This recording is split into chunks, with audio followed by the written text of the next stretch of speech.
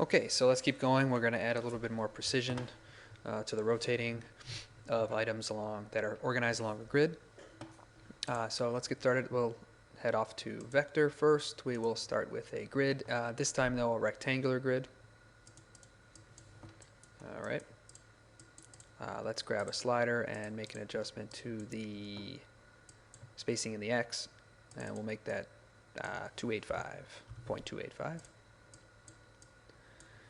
And we'll just copy and paste that and make this other one, bring it all the way up to 1.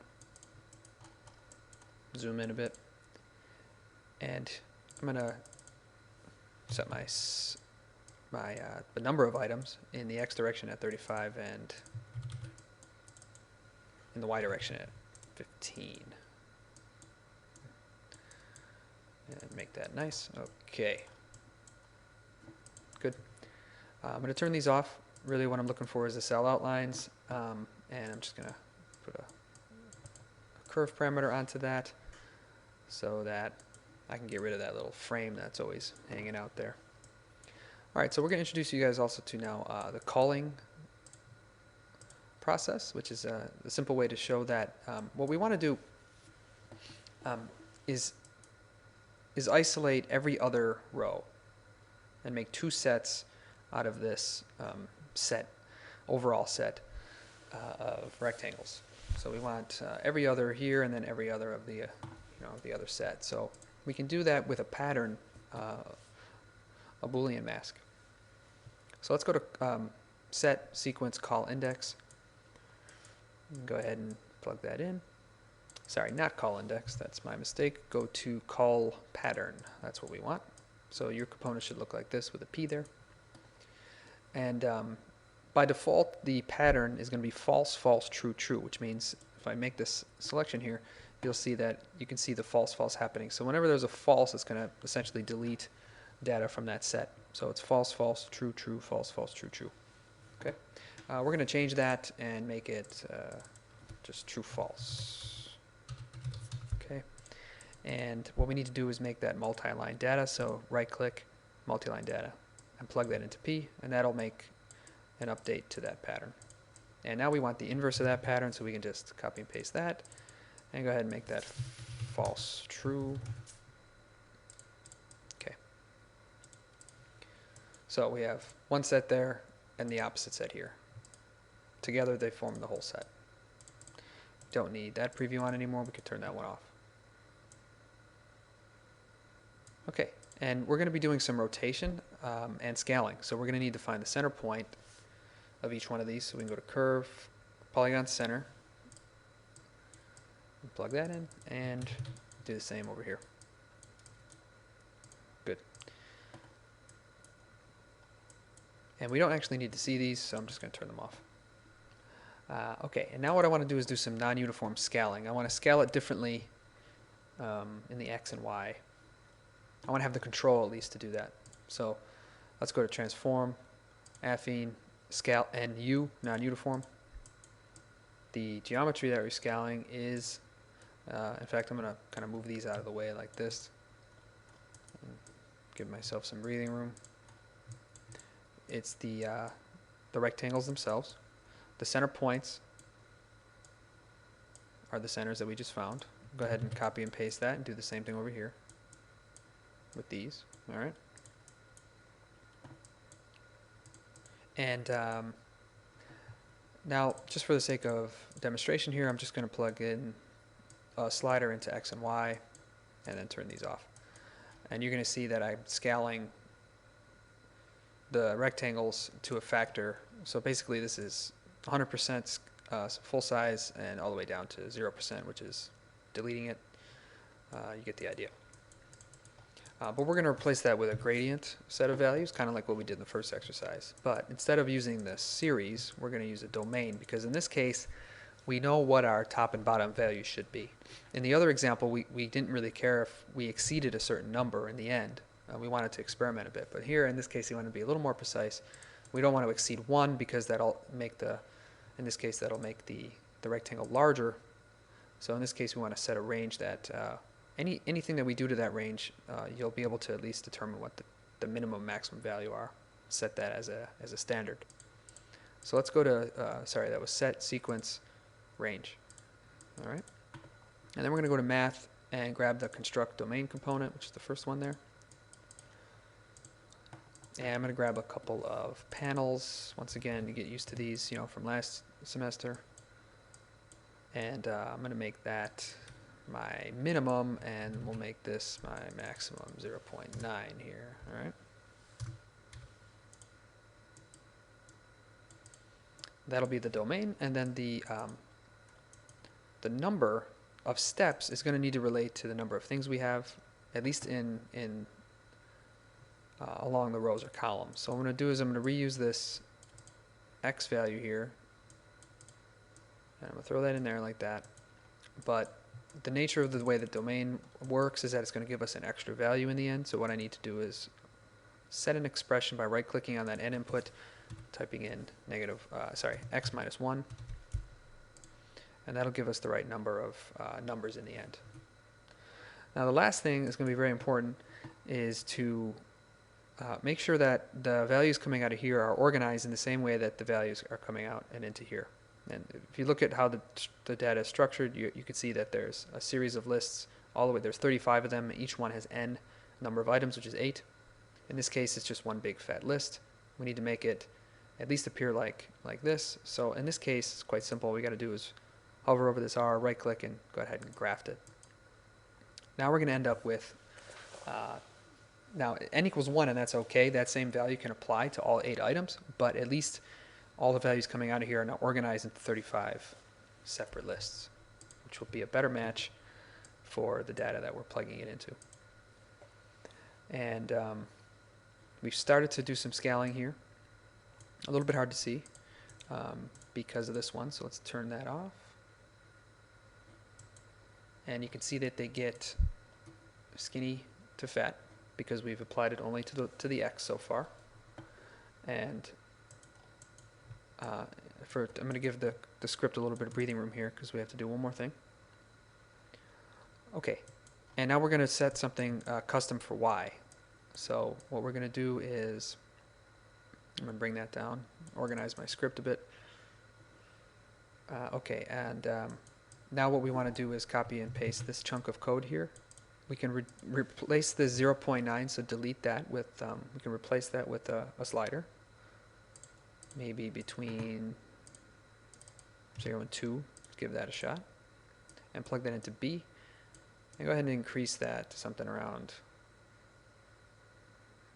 1.5-ish. Doesn't have to be perfect. And you can pop that, then that output can now go into the Y input here. And that's going to give us our nice tapering gradient. Okay? If we go all the way to 2, they'll touch. If we keep it a little lower, they won't. Pretty nice. The other thing is, the spacing here gets a little tight, so we can adjust that. Remember, over here, give ourselves a little more spacing. Maybe that'll look a little better in the end. Okay, the last thing now is to just do this the same thing with our other set. The only difference is that we're going to want to reverse it. I don't want an overlap. I want my small ones like this to be on this side. And then, increasing in size as we go that way. So we don't have to do much more, actually. We can leave all these components alone, but what we need to do is just simply reverse the numerical data and thereby, affecting how the geometry is going to scale. So we can go to Set, List, and you're going to find the reverse list here. Let's grab 2 of those. What we're going to need to do in this case is, let's pop these in first, and then we're going to have to turn that back into a single list in order to reverse it. So let's flatten this. And that's going to reverse it all so here it comes in as 0.2 to 0.7, as you can see. Now in this case, the first value is 0.7 down to 0.2, so that's the reversed order. And then all we need to do is then regraft the output so that it matches properly like we talked about already. And we can bring these down and just plug these into X and Y. Turn that back on again. And you can see now we've got this pretty nice shift in the grid, right? We don't really notice the rectilinear grid anymore. The organization now appears different because these taper into one another, they kind of interlock, and we've exceeded the size of the original grid. We've gone past it, and we've also gone smaller, and we've done it in such a way that now it looks like they kind of interlock into one another. And now the last thing we're going to do is put some rotation to this, and this is where it gets pretty similar to the first exercise. But the big difference here is that what I want to do is we've been dealing with the data in sets, but also horizontally. I want to deal with the data in sets, but vertically. So I want to keep the same structure, like this set here, that set there should be different. But I want to apply a range of values to this one that's different than that set, and so on. So 0 to 2 to 4 to so on and so on. So it's kind of close to what we did before. But in order to set our data up properly, what we need to do is go to set, tree, and flip matrix. Okay, and all the inputs that go into, well, the two geometric inputs that go into the scale, the geometry here, and the center points need to be flipped. Okay, so we're gonna do that, and we're gonna copy and paste it, and I think we can do that, yeah. So the center points are flipped, but actually the output of our scaling is also needs to be flipped, because that's the geometry that we're actually now dealing with. The original stuff has already been affected, so this is our new stuff, and that's what we want to play with here. So we can copy and paste those two things and do the same thing on this side. And I'm going to bring these up so that they're out of the way. Bring that over and do that, so that we're keeping ourselves pretty well organized here. Good. Okay, let's go to transform, rotate. Before we keep going, you can right click on A, turn that to degrees. That's going to be a little easier to manage.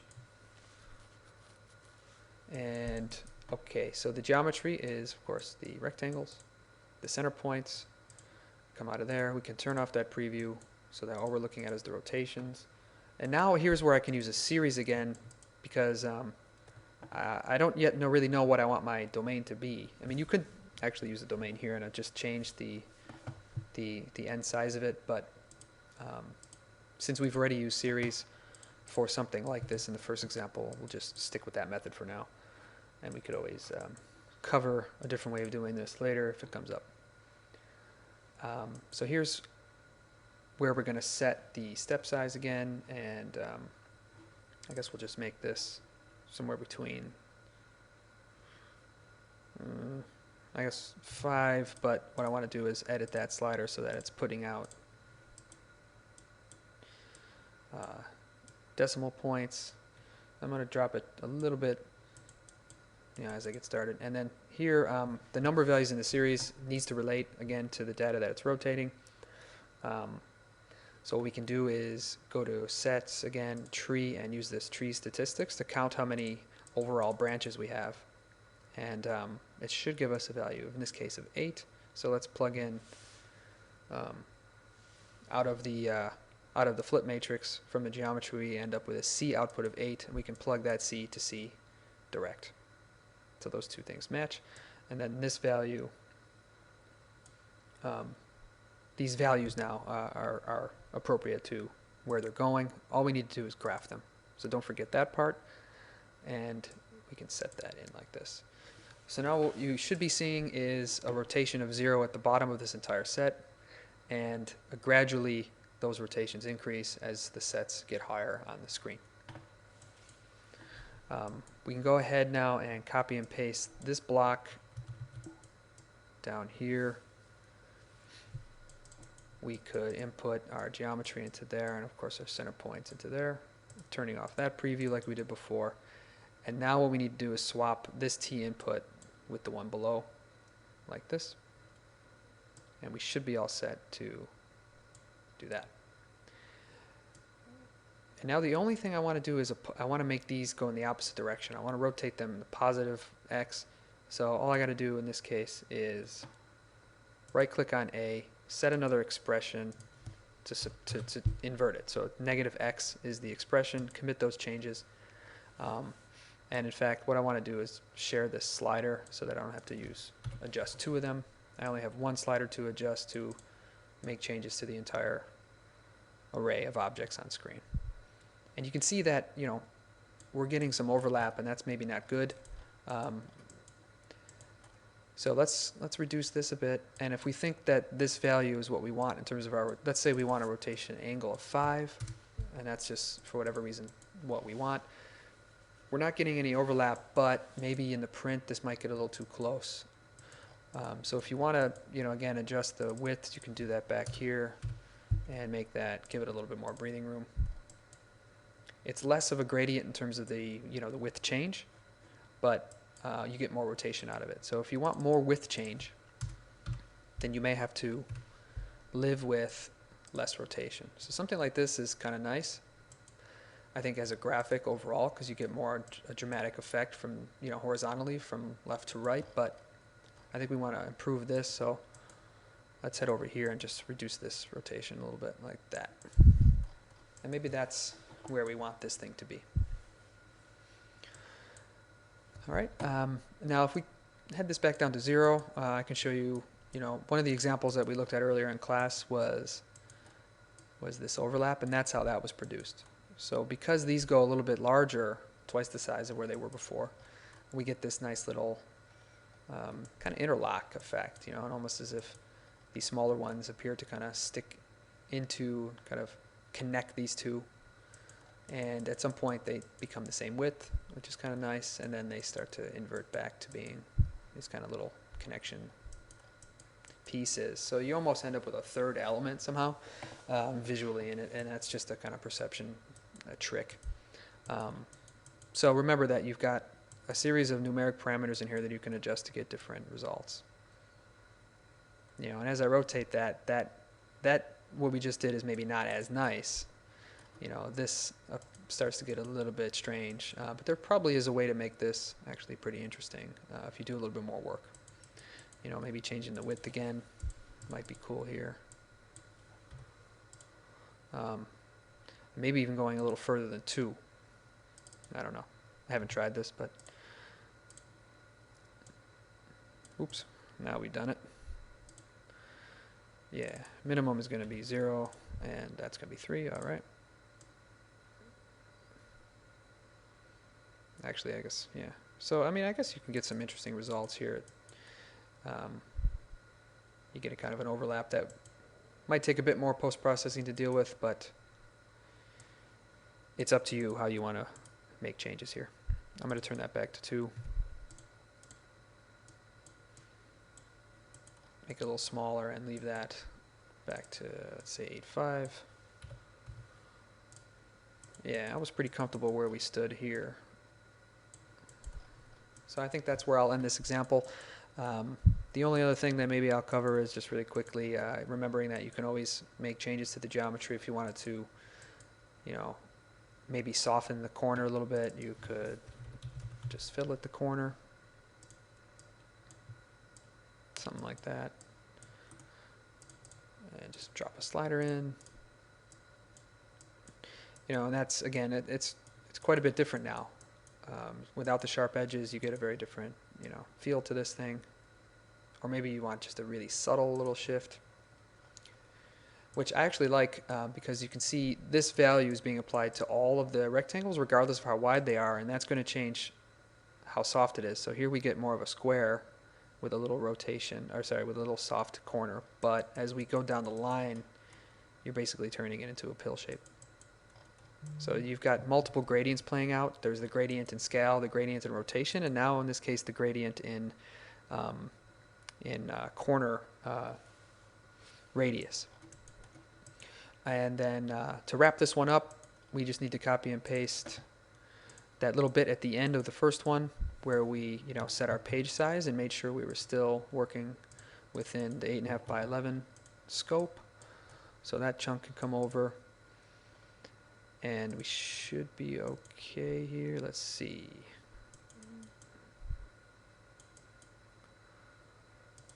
It looks like we might be a little bit too big. Yep.